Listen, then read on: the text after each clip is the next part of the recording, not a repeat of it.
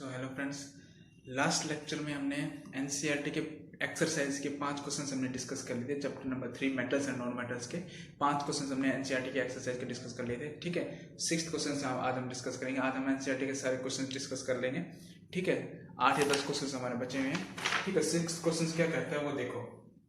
Question number 6 NCERT, question number 6 NCERT exercise का chapter number 3 metals and non metals. Question number 6 देखिए। ठीक है, क्या कहता है, what are the amphoteric oxides. Amphoteric oxides क्या होते हैं, बताया था मैंने आपको। एम्फोटेरिक ऑक्साइड्स के बारे में आपको बताया था कि एम्फोटेरिक ऑक्साइड्स वो ऑक्साइड्स होते हैं जो कि क्या, एम्फोटेरिक ऑक्साइड्स वो ऑक्साइड्स होते हैं जो कि एसिडिक कंडीशंस और बेसिक कंडीशंस में दोनों में क्या देते हैं, रिएक्शंस देते हैं। ठीक है, जो एसिड की तरह बिहेव करते हैं और बेस की तरह बिहेव करें। ठीक है, वो क्या होते हैं, हमारे एम्फोटेरिक ऑक्साइड्स होते हैं। ठीक है, जो ऑक्साइड्स एम्फोटेरिक ऑक्साइड्स वो ऑक्साइड्स होते हैं जो कि एसिडिक कंडीशन और बेसिक कंडीशन दोनों में बिहेव करते हैं, उसको हम एम्फोटेरिक ऑक्साइड्स बोले जाते हैं। रिएक्शंस देखिए, देखो फॉर एग्जांपल Al2O3। और क्या बताया गया इस क्वेश्चन में, give example of 2 amphoteric oxide. ठीक है, 2 एग्जांपल्स हमें देने हैं। ठीक है, Al2O3 क्या है, हमारा एम्फोटेरिक ऑक्साइड्स है। ठीक है, अब Al2O3 की रिएक्शन देखो, Al2O3 है और वो ये जो Al2O3 है वो क्या आपका एम्फोटेरिक ऑक्साइड्स है। ठीक है, ये आपका एसिडिक कंडीशंस में भी रिएक्शन देता है। एसिड मतलब ये एसिड के साथ रिएक्ट करता है, बेस के साथ। जो कंपाउंड एसिड के साथ रिएक्ट करे और बेस के साथ रिएक्ट करे उसी कंपाउंड को क्या बोलते हैं हम, एम्फोटेरिक ऑक्साइड्स बोला जाता है। ठीक है, तो Al2O3 जब एसिड के साथ जब रिएक्ट करता है तो आपके पास AlCl3 की फॉर्मेशन होती है और H2O की फॉर्मेशन होती है। बैलेंस कर लीजिए, 2 एल्यूमिनियम है, यहाँ पे 2 से मल्टीप्लाई कर दिया 6 क्लोरीन हो गए, यहाँ पे 6 से मल्टीप्लाई कर दिया 6 हाइड्रोजन हो गए, यहाँ पे 6 से यहाँ पे मल्टीप्लाई कर दिया। फिर यही Al2O3 है वो आपका बेस के साथ भी रिएक्शन देता है। जैसे बेस के साथ रिएक्शन देगा तो सोडियम एल्यूमिनेट बनाएगा, NaLO2 की फॉर्मेशन होगी प्लस का H2O बनेगा। ठीक है, ये होगी आपकी रिएक्शंस होगी। ठीक है, तो अब ये जो Al2O3 है ये क्या हमारे एम्फोटेरिक ऑक्साइड्स है।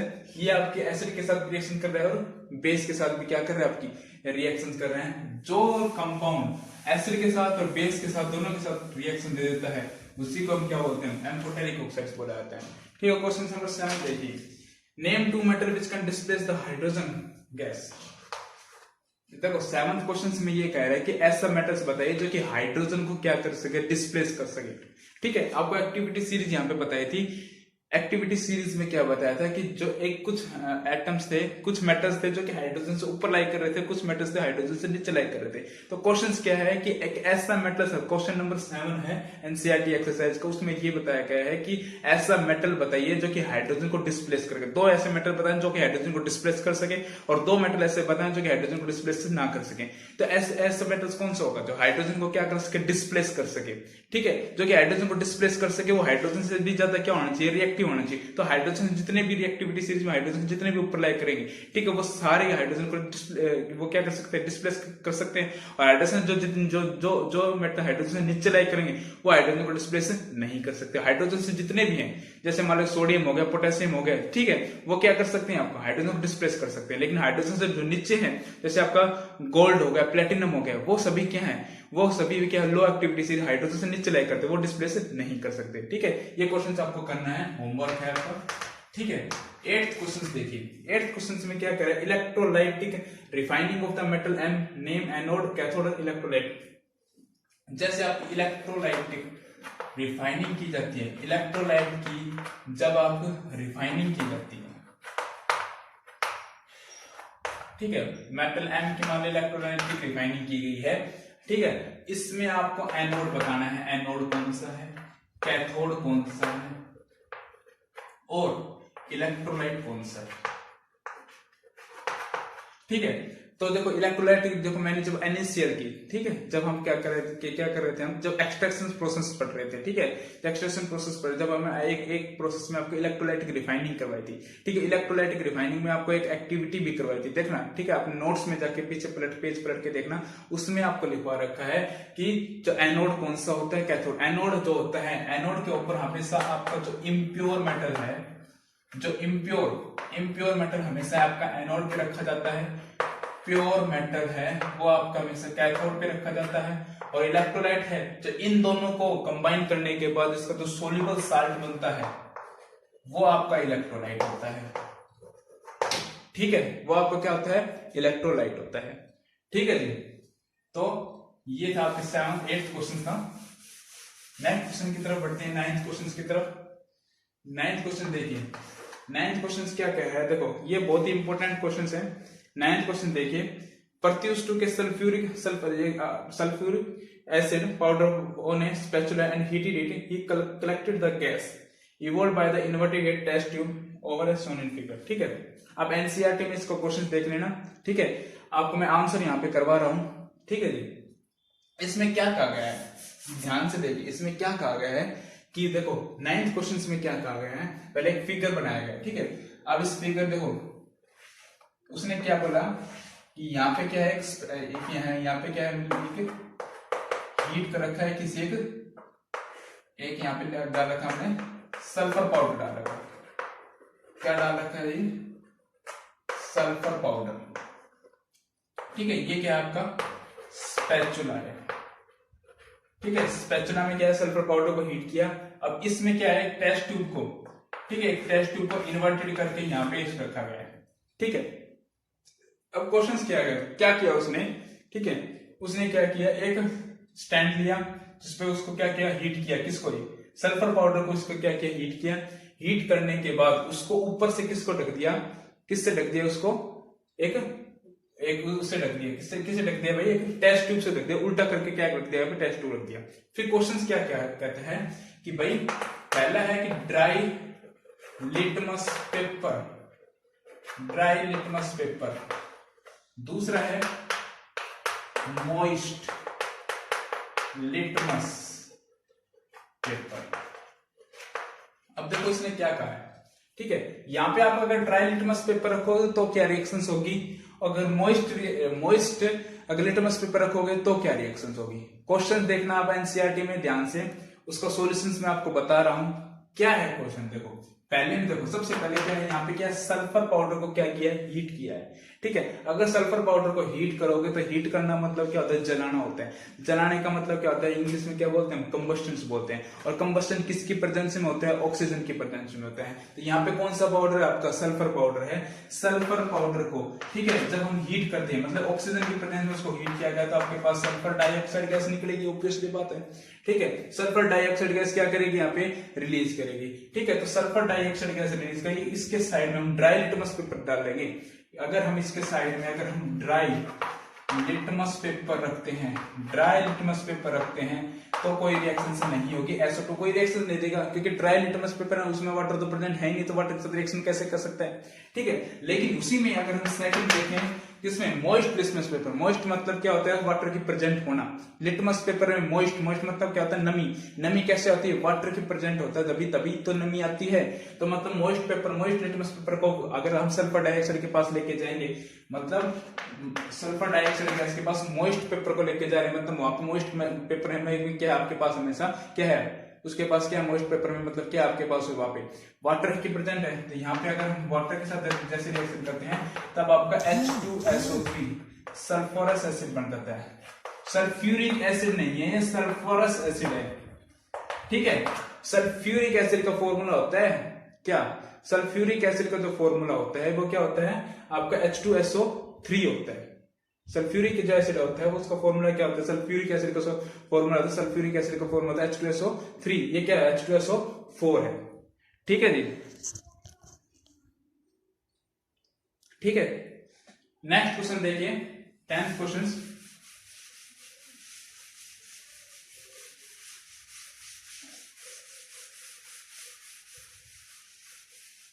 नेक्स्ट क्वेश्चन देखिए, 10th क्वेश्चन देखिए,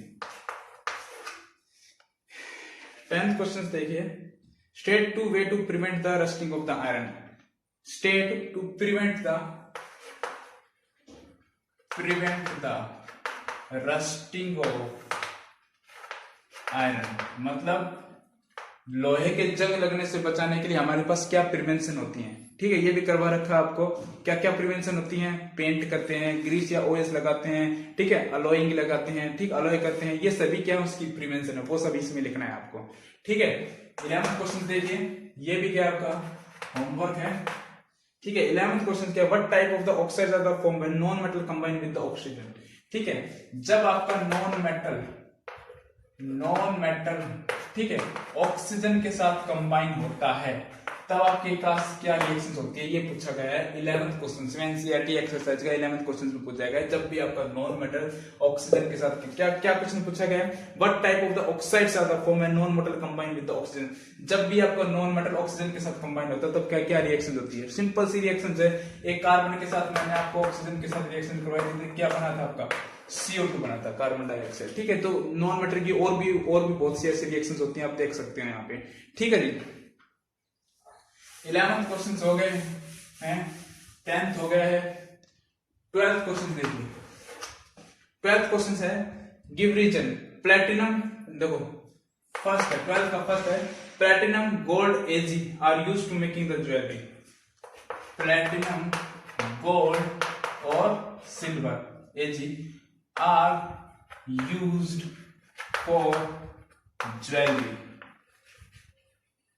ठीक है, आपने देखे होंगे कि जो भी हमारे आभूषण बनते हैं, जितने भी हमारे ऑर्नामेंट्स बनते हैं, वो जितनी हमारी ज्वेलरी होती है वो हमारे सोने की होती है, चांदी की होती है, प्लेटिनम की होती है, डायमंड की होती है, इनकी होती है। लेकिन सिर्फ इन्हीं की ही क्यों होती है, प्लेटिनम गोल्ड और सिल्वर की ही क्यों होती है, और किसी की क्यों नहीं होती, लोहे की क्यों नहीं होती भाई। ठीक है, तो इन सब की क्यों होती है, ऐसा क्यों है, प्लेटिनम गोल्ड और सिल्वर की ही ज्वेलरी क्यों बनाई जाती है। तो आप देखो इसका आंसर भी आपको कहां से मिलेगा, रिएक्टिविटी सीरीज से मिलेगा। रिएक्टिविटी सीरीज में आपको प्लेटिनम गोल्ड और सिल्वर सबसे नीचे लाई करते हैं, सबसे नीचे प्लेटिनम, फिर उसके बाद गोल्ड, फिर उसके बाद सिल्वर। तो जितनी भी ये रिएक्टिविटी सीरीज है इसकी सबसे कम रिएक्टिविटी होती है। ये क्या होती है, रिएक्टिविटी कम होती है, नेचर में फ्री स्टेट में पाए जाते हैं। इसलिए क्या होती है ज्वेलरी में, जो भी ज्वेलरी बनाई जाती है, ये इसमें क्या होती है, ये रिएक्शंस नहीं करते हैं। ठीक है, किसी के साथ रिएक्ट नहीं करते हैं। अब रिएक्ट नहीं करते हैं इसलिए ही ये इनको क्या मानते हैं, ज्वेलरी में इसका क्या क्या किया जाता है, यूज किया जाता है। सेकंड पॉइंट देखिए, सेकंड क्वेश्चन क्या है, sodium potassium lithium are stored under oil. वो तो अभी कल ही करवाया था, सोडियम पोटेशियम जो लिथियम है वो क्या है आपका ऑयल्स में क्या किया जाता है, स्टोर। मैंने आपको कल ही बताया था सोडियम और पोटेशियम को केरोसिन ऑयल में डाल के रखा जाता है। क्यों, क्योंकि ये जितने भी आपके मेटल्स हैं इन सब की रिएक्टिविटी बहुत ही हाई होती है। हाई होने के कारण ये रिएक्ट कर जाते हैं, और रिएक्ट कर जाते हैं इसलिए इसको ऑयल्स में डाल के इसको सेव करके रखा जाता है। ठीक है जी, थर्ड क्वेश्चन देखिए। थर्ड क्वेश्चन क्या है, aluminium is high reactive metal but still use for making the cooking utensil. Aluminium है वो क्या है, इसकी रिएक्टिविटी क्या है, हाई रिएक्टिविटी है।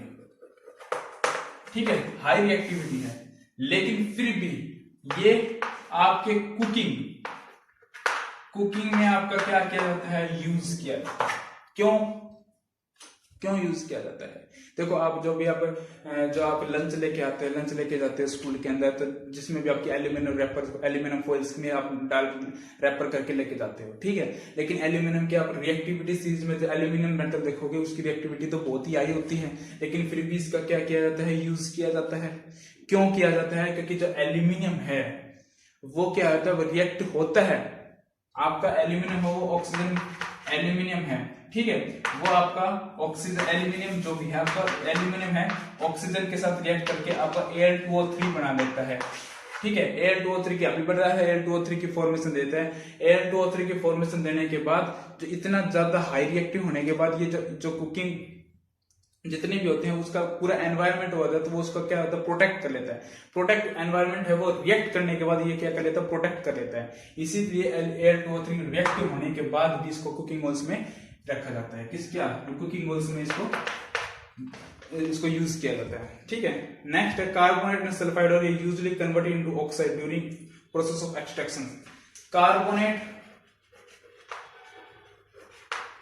और सल्फाइड और, ठीक है, कार्बोनेट और सल्फाइड्स और हैं, इसको पहले ऑक्साइड में कन्वर्ट किया जाता है।